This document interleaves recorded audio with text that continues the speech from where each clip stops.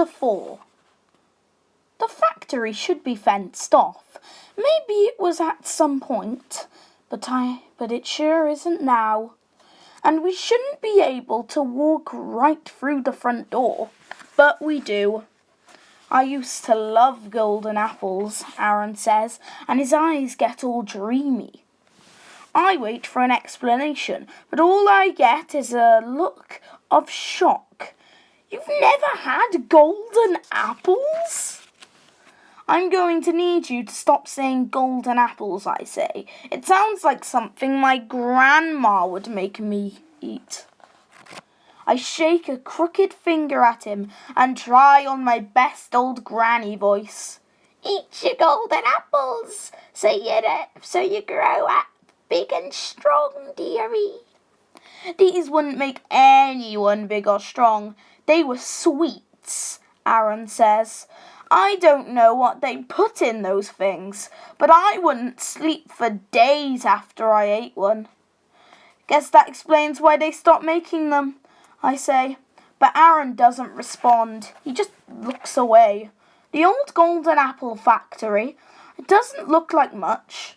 I mean, it's an abandoned factory in the middle of the woods that's miraculously only we seem to know about, so that's pretty cool. But besides, the still operational conveyor belt and overall creepy atmosphere that comes from any abandoned place, I can't figure out why Aaron was so stoked to show me the factory. It's virtually empty, and I'm starving. Plus, my parents should have been so happy that I've made a friend. They probably would have fallen all over themselves to feed us. Dad would have busted out a Zoozy quiz for sure. Maybe Aaron just wanted to get away from his house. I know I did. Away from his dad, anyway. Come on, Aaron says, waving me up a ramp and toward a back door with an unlit exit sign over it.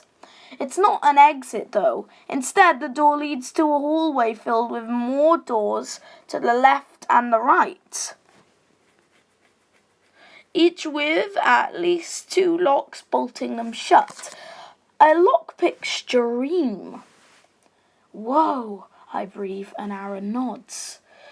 Each one leads to another door too, he says, all locked. I stare at the corridor like we've uncovered a secret stash of golden apples. I've only made it through half of them. They've all got different brands of latches and padlocks here. I'll show you my favourite room. Aaron beckons me to the middle of the corridor and fishes his tools from his pocket.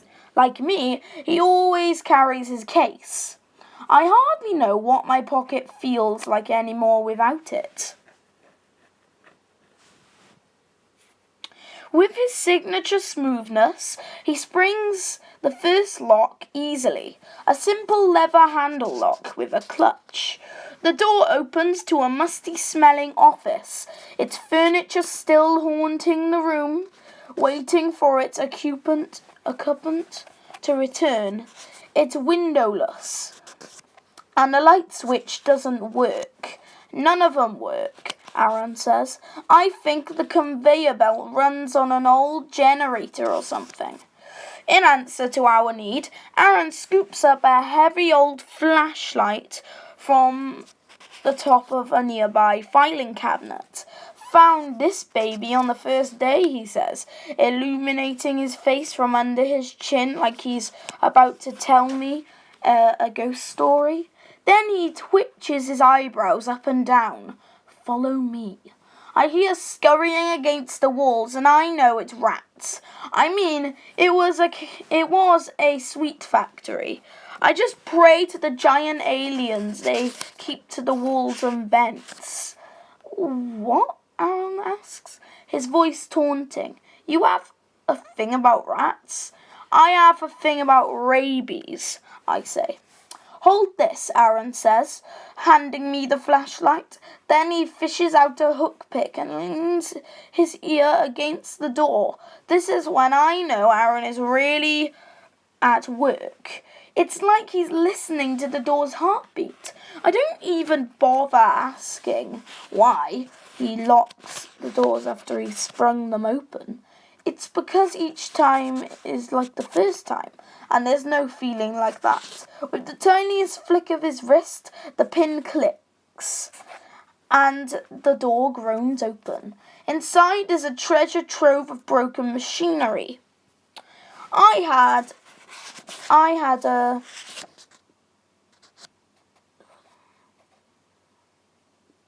had a feeling you'd want to see this," he says, and I hardly know what to say. There's this cartoon that I used to watch, that I possibly still watch, with a ridiculously rich duck. He has so much money that he keeps all his gold and jewels and coins and bills piled in a room-sized vault, and he swims through the treasure like it's water. That's what I wanted to do when Aaron opened this door. The secret office behind the regular office was probably considered a junk room, a kind of elephant's graveyard where electronics journeyed to eventually die as new hardware was invented to replace them. Maybe the tech guy at the Golden Apple Corporation figured he could make a buck selling those old monitors or keyboards or security cameras for parts, but the factory shut down, and the already useless machine slept behind a locked door guarded by an empty chair and another locked door. "Dude, say something so I know you're not having a stroke or something." "You smell like rat poop," I say, because it's the only way I can tell him no one has ever trusted me with treasure. "Yeah, you're going to want to escape your shoes before you get home," he says, and I think he understands that thank you would be embarrassing. I take what I can carry: the motor from an old vacuum, the fan from a CPU, a keyboard, and about 5 extension cords. "I'll bring a bag next time," I say to Aaron. But he's already walking ahead of me, out the hallway and back onto the factory floor. He locks the door behind him so no one else can get in easily and vandalize our secret place. Before I know it, we're tromping over the wooded path that leads into the trees and away from the train tracks. Then he pauses and I turn to see what it is he's staring at.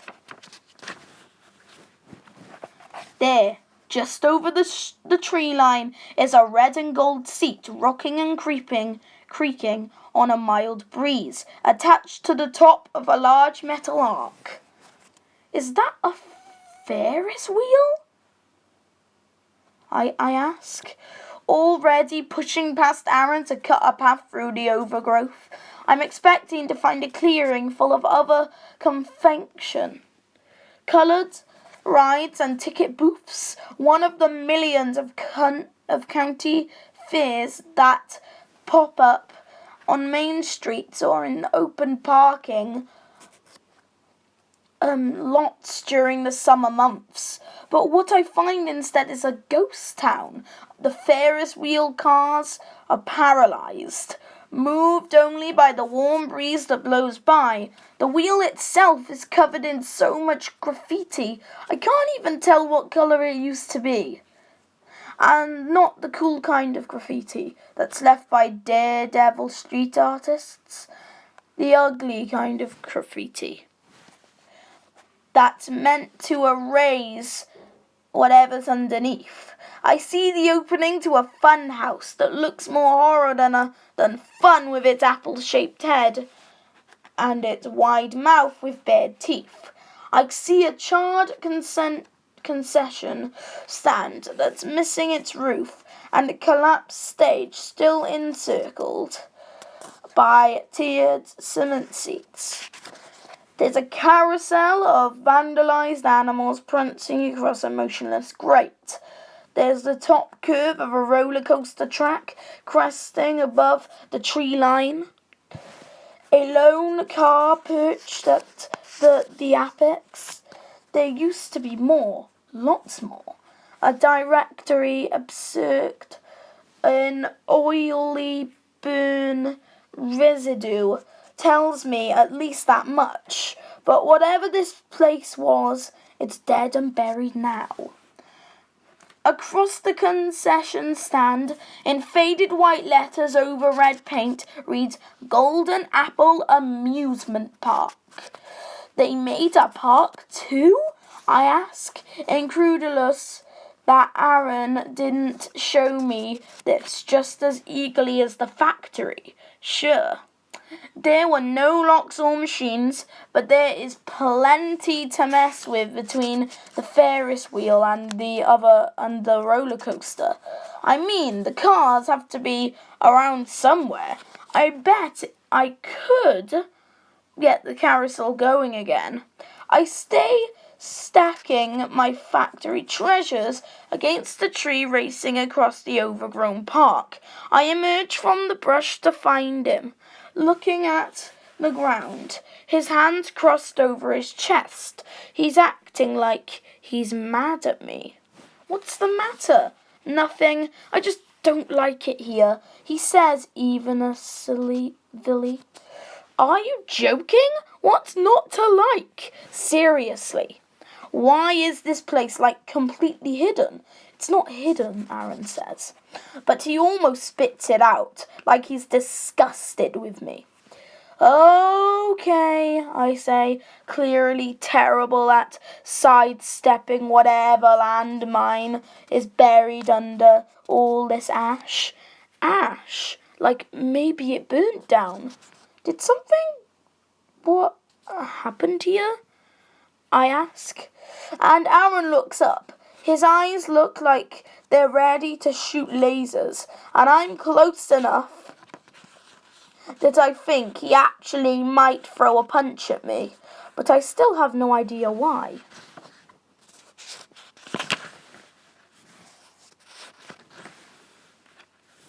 Then he seems to catch himself and his shoulders relax a little. I shouldn't have come this way. I forgot this was here. But I don't think that's true. I think maybe he wanted me to see it. So did it burn down or something? I prod.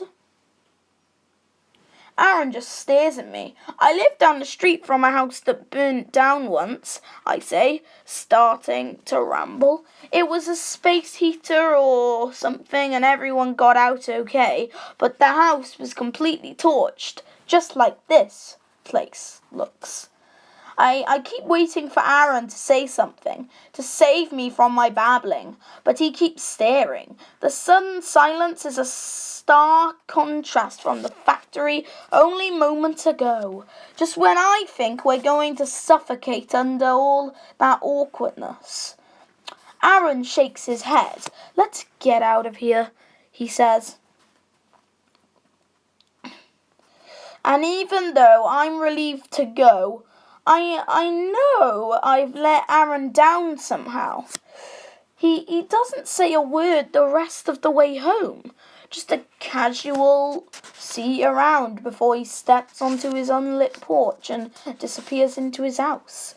I replay the night in my head. The house with all its twists and turns, his dad's unique sense of humour, the factory, the amusement park. I tried to figure out when things turned weird. Aaron was squirmy after we left his house, but that seemed to wear off once he showed me the factory. It was only after we got to the burnt remains of the amusement park that Aaron's entire demeanour changed. The guy who shared his trove of abandoned electronics had disappeared, and the angry, scared kid he left in his place needed me to know something. What were you trying to tell me, you weirdo? I asked Aaron's dark porch. Because I know what it's like to want someone to guess how you're feeling. It's way easier than saying it. I set my electronics haul beside the door and decide I'll leave it there until the morning. Maybe by then I'll have a plausible explanation for where they came from. I barely have time to close the front door before Mum and Dad pounce on me.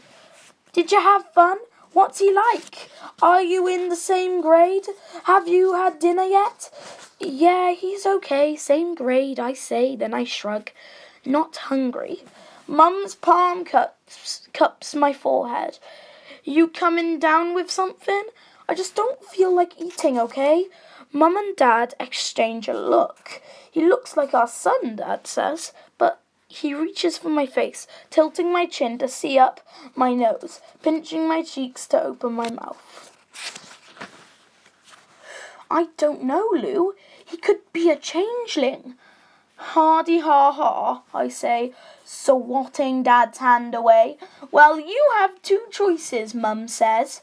You can stay here and eat like a normal 12-year-old, or you can run a boring errand with your boring mother. I hadn't noticed before that she's wearing her rain jacket and shoes. I need a book from my office, she says. A book from her office at the university. Your office is near the campus library, right? Mum cocks her head to the side. Just the science library.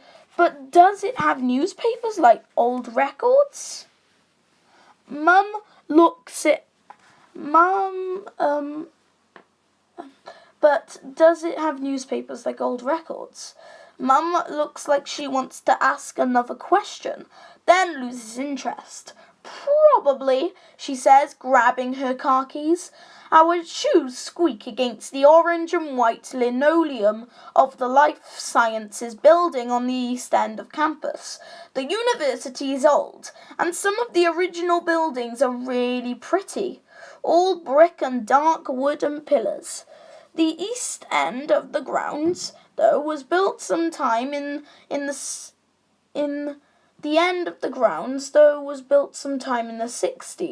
and I'm pretty sure that was the last time anyone's touched it. That's one of the reasons the school is so excited about having Mum on the faculty. She's a chemist, and not just any chemist. She's written a couple of papers on some experiments she did that got published in some hoity-toity journals. And now people know that Luane Roth is super smart. Smart scientists mean more student enrollment, which means maybe the school will finally be able to buy some new equipment and remodel the bathrooms. Or so Dad says. Which way is the library? I ask Mum. Down the stairs to the left, but Narf, I'm only going to be a Meet me down there, I call over my shoulder, disappearing down the stairs and around the dark hallway before she can tell me no. The science library is smaller than most elementary school libraries, which makes it easy to find the paradisal section. Most of the tables are piled with neatly stacked science journals, well worn with sticky covers and dog-eared pages. Those aren't going to help me though.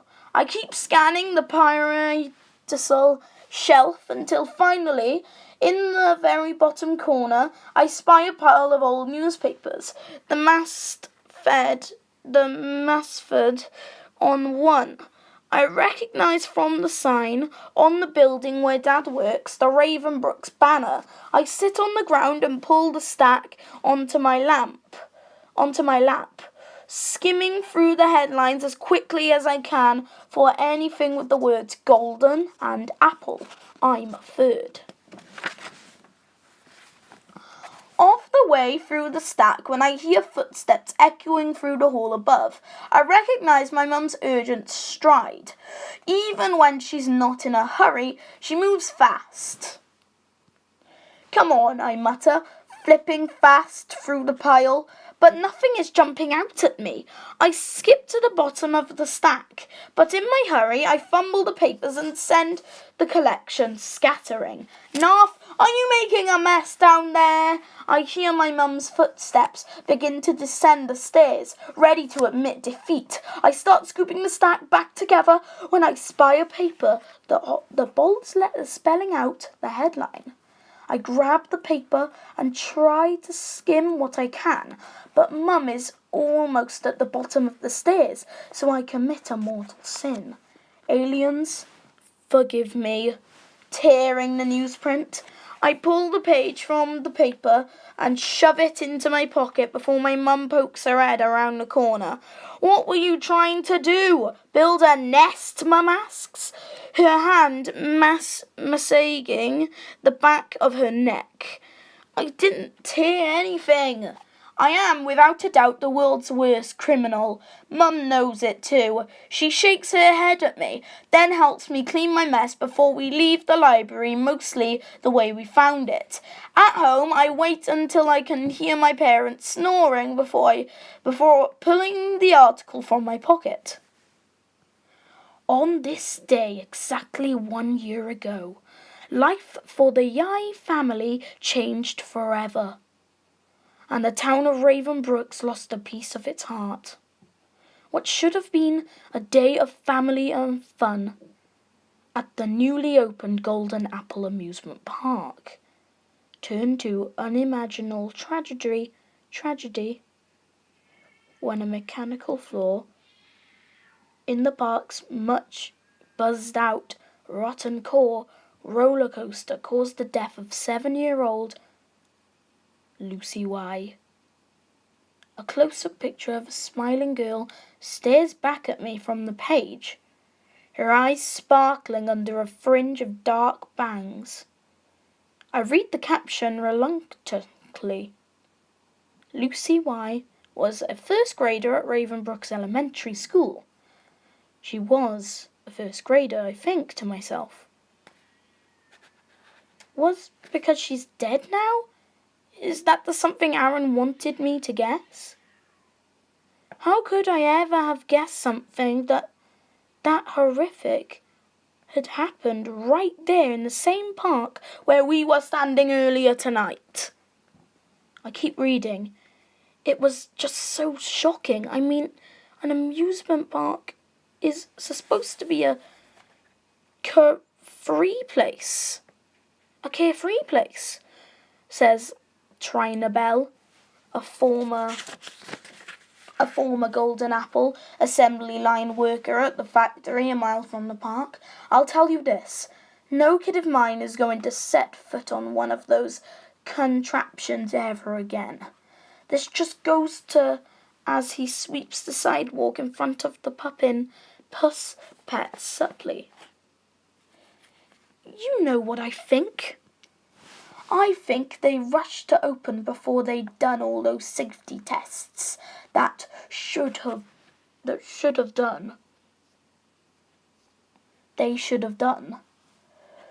Yet not all of Ravenbrooks blames the Golden Apple Corporation or the builders responsible for its construction. Gladys Owing tries to hold on to the happy memories despite the long shadow cast by the confection makers' meteorics fall from popularity. I will never forget riding the Ferris wheel with my younger son on opening day. I've never seen him smile that big. People ought to be ashamed of burning that place down like they did. I read Gladys Owing's quote 3 more times to make sure I've read it right. They burnt it down, I breathe, in a week dominated by suffering for our family and reflection on the further tragedy that could have struck.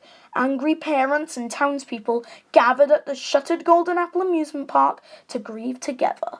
But what was meant to be a candlelight vigil turned righteous when several disgruntled citizens turned their anger toward the park. By then, blame for Lucy Y's death had fallen to the Golden Apple Corporation and the amusement park's lead. I flip the page over. but all I find are stories of the neighbouring town's zoo and a sale on organic chickens at the natural grocer, when they were still selling meat, I suppose. I turn back to the article and see that the story continues on page B3. I lay the crumpled newsprint at my feet and lean against the bed. My head